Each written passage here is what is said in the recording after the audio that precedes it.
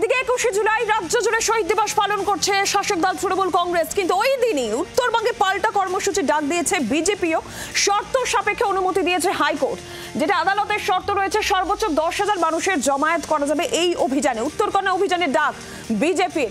একদিকে তৃণমূল কংগ্রেসের শহীদ সমাবেশ, সব থেকে বড় রাজনৈতিক সমাবেশ, অন্যদিকে বিজেপির কর্মসূচি উত্তরকন্যা অভিযান, যেখানে শর্ত সাপেক্ষে অনুমতি হাইকোর্টের। মৌমিতা চক্রবর্তী সরাসরি রয়েছেন আমাদের সঙ্গে, আমাদের প্রতিনিধি মৌমিতা চক্রবর্তী সরাসরি রয়েছেন প্রতিনিধি আমাদের সঙ্গে। মৌমিতা, 21শে জুলাই সমাবেশ, তৃণমূল কংগ্রেসের সব থেকে বড় রাজনৈতিক সমাবেশ, প্রস্তুতি চলছে, ছবি আমরা দেখাচ্ছি। পাল্টা বিজেপির উত্তরকন্যা অভিযান কর্মসূচি, কি পরিকল্পনা বিজেপি নিয়েছে, কি প্রস্তুতি?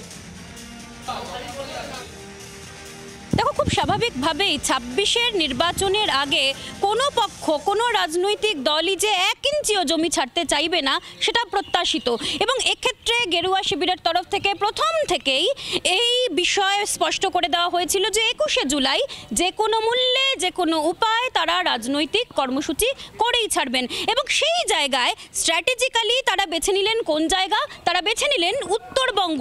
যে উত্তরবঙ্গকে বিজেপি তাদের শক্ত ঘাঁটি বলে দাবি করে, যে উত্তরবঙ্গ বঞ্চনা হচ্ছে, বঞ্চিত হচ্ছে উত্তরবঙ্গের মানুষ, সেই কথা নিয়ে বারবার সোচ্চার হচ্ছেন বিজেপির নেতৃত্ব, এবং সেই কথায় খোদ সুর মিলিয়েছেন, উত্তরবঙ্গের মানুষের বঞ্চনার কথা তুলে ধরেছেন প্রধানমন্ত্রী নরেন্দ্র মোদীও। উত্তরবঙ্গের মাটিতে দাঁড়িয়ে কালকে, আগামীকাল বিরোধী দলনেতা শুভেন্দু অধিকারী কি বার্তা দেন, এবং নারী সুরক্ষা, কর্মসংস্থান সহ একাধিক ইস্যুতে আগামীকাল উত্তরকন্যা অভিযান, এবং যেটা স্থির হয়েছে চুনাবাটির যে মাঠ, সেখানে তারা সভা করবে। সঙ্গে থাকো। এই উত্তরকন্যা অভিযানের জন্য কিন্তু বেশ কিছু শর্ত হাইকোর্টের রয়েছে। কি কি শর্ত? হাইকোর্ট কি কি শর্ত দিয়েছে বিজেপির এই কর্মসূচিতে উত্তরকন্যা অভিযানে? আমরা সেদিকে একটু নজর রাখি। 10,000-এর বেশি মানুষ নিয়ে জমায়েত করতে পারবে না বিজেপি, এই শর্ত হাইকোর্টের রয়েছে। আর উত্তরকন্যা অভিযানে জমায়েতের সর্বোচ্চ সংখ্যা হবে 10,000, এর বেশি মানুষ নয়।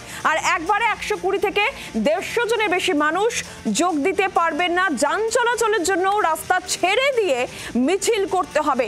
এই সমস্ত শর্ত রয়েছে উত্তরকন্যা অভিযানের ক্ষেত্রে। প্রয়োজনে একাধিক মিছিল করা যেতে পারে, কিন্তু কতটা সংখ্যা থাকবে, কতজন মানুষ, সেই সংখ্যা কিন্তু বেঁধে দিয়েছে হাইকোর্ট।